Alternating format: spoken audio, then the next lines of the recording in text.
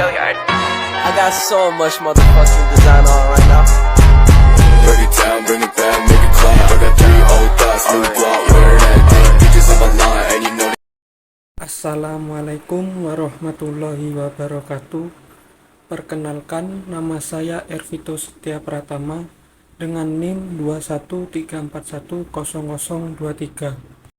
Di sini saya akan menjelaskan tentang survei terbaru Capres 2024 Anies Baswedan, Ganjar Pranowo, dan Prabowo Subianto. Hasil survei Lingkaran Survei Indonesia atau LSI Denny JA menunjukkan elektabilitas Capres Anies Baswedan menurun setelah mendeklarasikan diri berpasangan dengan Muhaimin Iskandar alias Caimin sebagai bakal cawapres.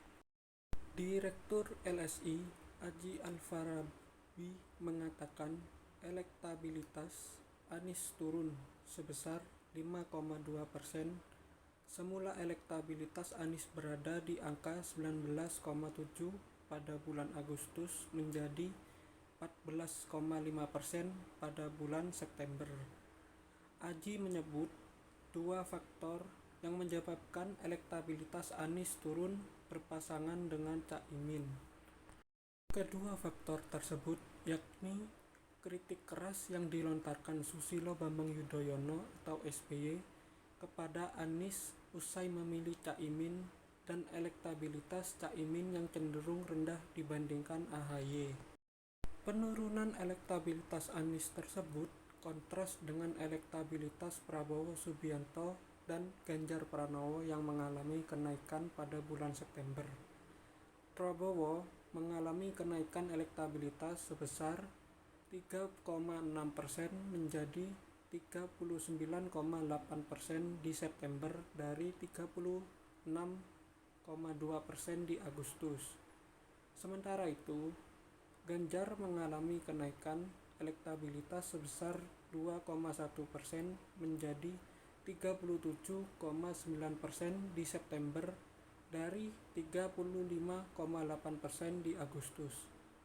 Survei tersebut melibatkan 1.200 responden dengan metode multistage random sampling dan teknik pengumpulan data melalui wawancara tatap muka serta menggunakan kuesioner. Survei dilakukan pada tanggal 4 hingga 12 September dengan margin of error sebesar kurang lebih 2,9%. Sementara hasil survei Indikator Politik Indonesia menyebut banyak pemilih Anies Baswedan di Jawa Timur yang iman politiknya masih lemah. Di Jawa Timur, pemilih Anies Baswedan dari 14% total suara, 41,8% itu mengaku sangat atau cukup besar kemungkinannya untuk mengubah pilihan. Pendukung Anies masuk dalam kategori pemilih yang iman politiknya masih lemah, tutur Burhanuddin Muhtadi, peneliti utama Indikator, dalam sebuah acara daring. Burhanuddin Muhtadi menjelaskan, mereka yang mengatakan kecil kemungkinannya untuk mengubah pilihan dalam survei itu disebut dengan pemilih kuat atau strong voter. Hasil survei elektabilitas bakal calon presiden yang digadang-gadang akan tampil dalam pemilihan umum presiden dan wakil presiden 2024 terus bermunculan. Seperti diketahui, ada 3 nama baca pres yang mengemuka, yaitu Menteri Pertahanan yang juga Ketua Umum Partai Gerakan Indonesia Raya Prabowo Subianto, Gubernur Jawa Tengah yang juga kader Partai Demokrasi Indonesia Perjuangan Ganjar Pranowo, dan mantan Gubernur DKI Jakarta Anies Baswedan. Berdasarkan keterangan tertulis Indopol, populasi survei adalah penduduk Indonesia yang tersebar di 38 provinsi di Indonesia dengan kriteria responden mereka yang berumur 17 tahun atau sudah menikah yang memiliki hak pilih dalam pemilu. Pengambilan sampel dilakukan dengan multi-stage random sampling. Responden berjumlah 1.240 tersebar secara proporsional di 38 provinsi.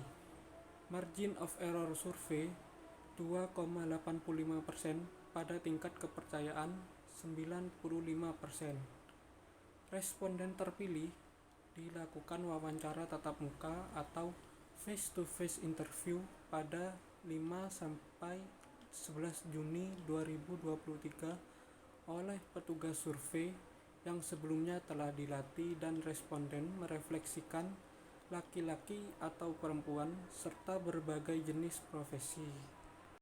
Stabilitas 3 nama.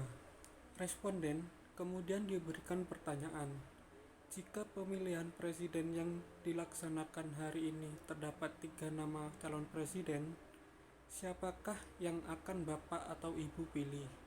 Seberapa yakin Bapak atau Ibu atas pilihan tersebut?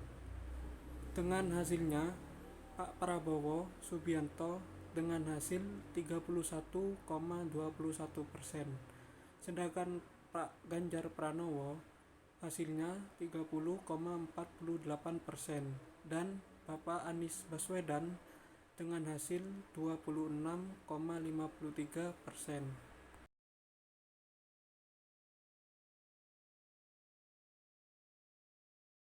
Bring it